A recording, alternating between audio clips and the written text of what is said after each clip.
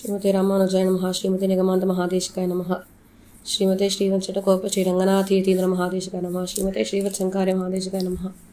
ஸ்ரீமத் பாகவதத்தில் 2ஆம் ஸ்கந்தத்தில் 8வது அத்தியாயத்தை அனுபவிச்சுட்டு இருக்கோம்.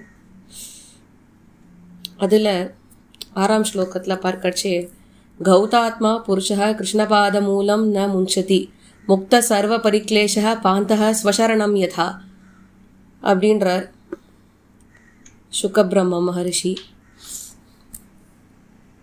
அதாவது ஒருத்தனுடைய ஹிருதயத்தில் இந்த கிருஷ்ண பக்தி அப்படின்றத வியாபிச்சுடுத்து மொத்தமாக அப்படின்னா அவனுடைய மனசை அது சுத்தி பண்ணுறது. அது சுத்தி ஆயிடுத்துன்னா ஆட்டோமேட்டிக்காக அந்த மனதிற்குள் கிருஷ்ணர் பிரவேசிக்கிறதுக்கு தகுந்த இடமா அதை மாறிடுறது. அப்படிப்பட்டவனுக்கு அந்த எம்பெருமானுடைய தாமரை தாள்கள் மறக்கிறதே கிடையாது. பெருமாளை அவர் கைங்கரியம் பண்ணி பண்ணி பண்ணி பண்ணி அவரை மகிழ்விச்சுட்டே இருப்பா. அதில் இவா திருப்திப்பட்டுப்பா பக்தாள்லாம். இது எப்படி அப்படின்னாக்க, ஒருத்தன் நிறையா கஷ்டப்பட்டு வெளியூர்லாம் போயிட்டு வரா வச்சுக்கோங்க, அந்த கஷ்டத்துக்கு அனுபவிச்சதுக்கு ஏற்றவாறு அவன் வீடு திரும்பிய உடனே சந்தோஷம் அவனுக்கு ஏற்பட்டதுன்னா எப்படி இருக்கும்? ஒரு திருப்தி ஒன்று ஏற்படும்ல, அப்பாடா இப்போதான் வீட்டுக்கு வந்துட்டோம், இனிமே கொஞ்சம் நிம்மதியாக இருக்கலான்னு. அந்த மாதிரி ஒருத்தன் பெருமாளுக்கு கைங்கரியம் பண்ணி பண்ணி அவனுக்கு திருப்தி ஏற்படுறது, பெருமாளுக்கு அதனால் மகிழ்வு ஏற்படுறது. சரி, இன்டர்னலி பார்த்தாக்க பெருமாளும் பக்தாளும் 2 பேருமே சந்தோஷமான ஒரு நிலையில் இருக்கா. யததாது மதோ பிரம்மன் தேஹரம்போஸ்ய தாதுபிஹி எதிர்ச்சயா ஹேத்துனாவா பவந்தோ ஜானதே யதா. அந்த ஸ்லோகத்தில் சொல்லும்பொழுது பரீட்சித் மகாராஜா இடத்துல, அதாவது இது பரீட்சித் மகாராஜா சுகபிரம்மம் இடத்துல கேட்கக்கூடியது. என்ன விஷயம்னாக்க, அவரை பார்த்து சொல்றார், ஹே ஞானியே, அதாவது விஷயம் தெரிந்தவர் அப்படின்னு அர்த்தம். பிரம்மன் அப்படின்றார். பிரம்மன்னாக்க நன்கு வேதத்தில் சொல்லக்கூடிய விஷயங்கள்லாம் அறிந்திருக்கக்கூடியவர்னு அர்த்தம். அப்படிப்பட்டவரே சுகபிரம்ம மகரிஷி ஞானி இல்லையா? அதனால தான் அவர் அந்த ஒரு கற்றிலங்காலை பருவத்தில் அந்த அடலசென்டேஜில் நான் கிளம்பி போகிறேன், நான் தனியாக தபஸ் பண்ணி ஞானத்தை சேர்த்துக்கிறேன், நீர் இருங்கோன்னு அவர் அப்பாவை விட்டு தனியாக போனார் பாருங்க ஞானத்தை சேர்ப்பதற்காக. ஸோ சுகபிரம்ம மகரிஷி ஒரு ஞானி. ஸோ அப்படிப்பட்டவர் அவரை பார்த்து பரீட்சித் மகாராஜா கேட்குறார், இந்த உடலானது எப்படி கிடைக்கிறது? ஒருத்தனுக்கு ஏதாவது காரணத்தினால கிடைக்கிறதா, இல்லை அப்படியே அவன் இதை ஏற்றுக்கிறானா? இதுக்கு நீங்கள் தான் பதில் சொல்லணும் அப்படின்றார். இப்போ பரமாத்மான்னு ஒருத்தர் இருக்கார்.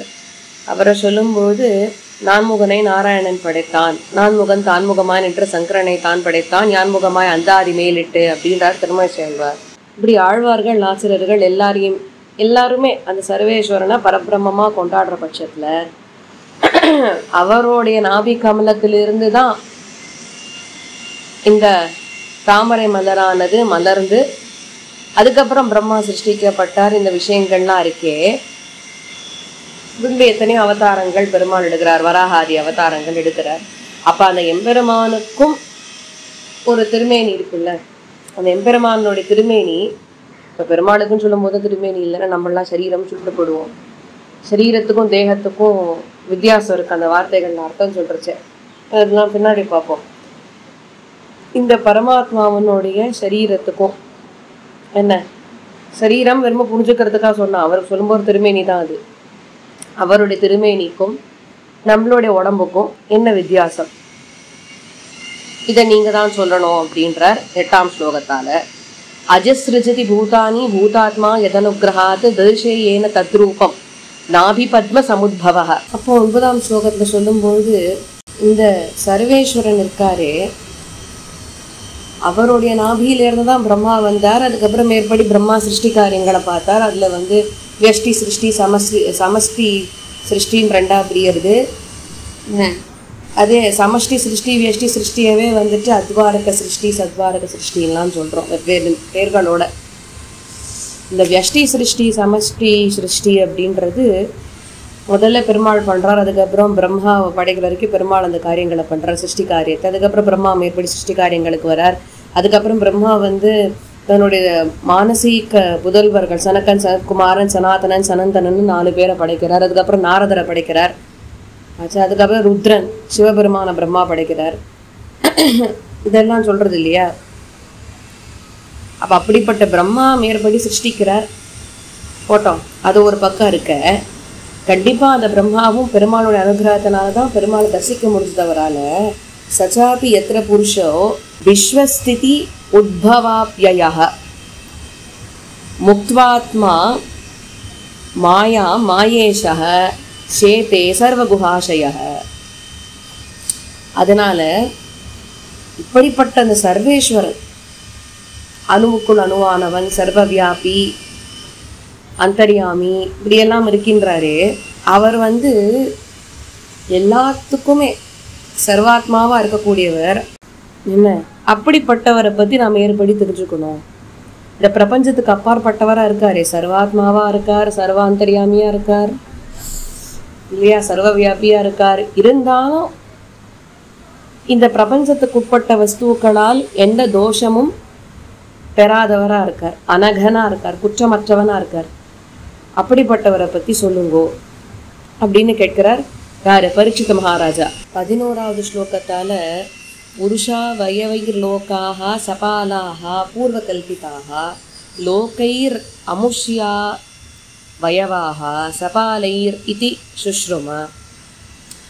பெருமாள் விராட்ட புருஷனா இருக்காரே, அதாவது இதுக்கு என்ன அர்த்தம்னு பார்த்தாக்க, விராட்ட புருஷன்னாக்க எல்லா லோகங்களையும் தாங்கின்னு இருக்கக்கூடிய திருமேனின்றது ஒரு பக்கம் இருக்கட்டும். அந்த எம்பெருமான் இப்போ ஃபார் எக்ஸாம்பிள் சூரிய மண்டலம் இருக்குது அப்படின்னா, அந்த சூரிய மண்டலத்துக்குன்னு ஒரு அதிபதி இருப்பான். சந்திர மண்டலம் இருக்குது, சந்திர மண்டலத்துக்கு ஒரு அதிபதி இருப்பார். சொர்க்கலோகம் இருக்குது, அதுக்கு ஒருத்தர் தலைவனாக இருப்பார் இல்லையா. இந்த மாதிரி ஒவ்வொரு லோகத்துக்கும் அதிபதிகளோட சேர்த்து ஒரு திருமேனி, அதான் விராட்ட புருஷன். இந்த ஒவ்வொரு லோகத்தில் இருக்கக்கூடிய தலைவர்களையெல்லாம் ஒரு சேர தாங்கக்கூடிய ஒரு ஸ்வரூபம் பெருமாளுடையது, அது விராட்ட புருஷன். அந்த ஸ்வரூபத்தை தான் அர்ஜுனன் சேவிக்கிறான். புரியுறதா? விபூதி யோகத்தில் வருது இல்லையா, பகவத்கீதையில். அப்போ இப்படிப்பட்ட அந்த விராட்ட புருஷனை எனக்கு சொல்லவும், இந்த விராட்ட புருஷனை பற்றி சொல்லணும். ஏன்னா அவர் அவருடைய திருமேனியில் சகல லோகங்களுடைய தலைவர்களையும் தாங்கின்னு இருக்கார், அதிபதிகளையும் தாங்கின்னு இருக்கார். இப்போ வருணன் இருக்கான். வருணன் எதுக்கு அதிபதி? அவனுக்கு ஜலபதி அப்படின்னு பேர். நலதமயந்தியில் இதையே சொல்லும்போது வருணனை சொல்கிறது ஜடபதி அப்படின்பா. அதாவது ஏன் நலதமயந்தியில் ஜடபதி அப்படின்னு சொல்கிறா வருணனா, வருணன் அப்படி நலனை பார்த்த உடனே ஜட வஸ்துவாகவே அப்படியே ஸ்தம்பிச்சு போய் நின்னானோ, ஜடமாகவே அப்படியே நின்னானா. வருணனை ஜடபதி அப்படின்றா நைஷதத்தில். ஜலபதி, ஜலபதின்னு சொன்னாக்க ஜலத்துக்கு பதியாக இருக்கக்கூடியவன் அப்படின்னு அர்த்தம். நீர் தேவத்தை தானே வருணன், அதனால் ஜலபதி. இந்த மாதிரி ஒவ்வொருத்தருக்கும். அக்னி, நெருப்புக்கு தேவதை யாரு? அக்னி பகவான் இல்லையா. அந்த மாதிரி மிருத்யு தேவதை யாரு? யம தர்மராஜா. அதனால்தான் அவரை யமன்னு சொல்றது இல்லை, யம தர்மராஜான்னு சொல்கிறோம். ஏன்னா அவர் தர்மத்தை மீறி நடந்ததா சரித்திரமே கிடையாது. இப்படி தர்மத்தை கடைப்பிடிக்கக்கூடியவர். அப்போ இந்த மாதிரி இருக்கிறச்சே, இந்த மாதிரி இருக்கிறவா அத்தனை பேரையும் பெருமாள் என்ன பண்ணுறார்? தன்னுடைய திருமேனியில் தாங்கிக்கிறார். அந்த ஸ்வரூபத்துக்கு பேர் என்ன? விராட்ட ஸ்வரூபம். அந்த விராட் ஸ்வரூபத்தை யாருக்கு காமிச்சார்? அர்ஜுனனுக்கு காமிச்சார். அந்த விராட் ஸ்வரூபத்தில் இத்தனை தேவதைகள் இருக்காளே, இத்தனை லோகங்களுக்கு அதிபதியா, அவாளுக்குன்னு ஒரு போஸ்டிங் பெருமாள் கொடுத்துருக்காரு இல்லையா. அந்த போஸ்டிங்கில் இருக்கிறவா அத்தனை பேரையும் பெருமாள் ஒரு சேர தான் திருமையில தாங்கிட்டு இருக்காரு. ஆக்சுவலாக ஒவ்வொருத்தருனுடைய பொசிஷன் என்ன, அவளோட போஸ்டிங் என்ன, அதை சொல்லுங்கோ.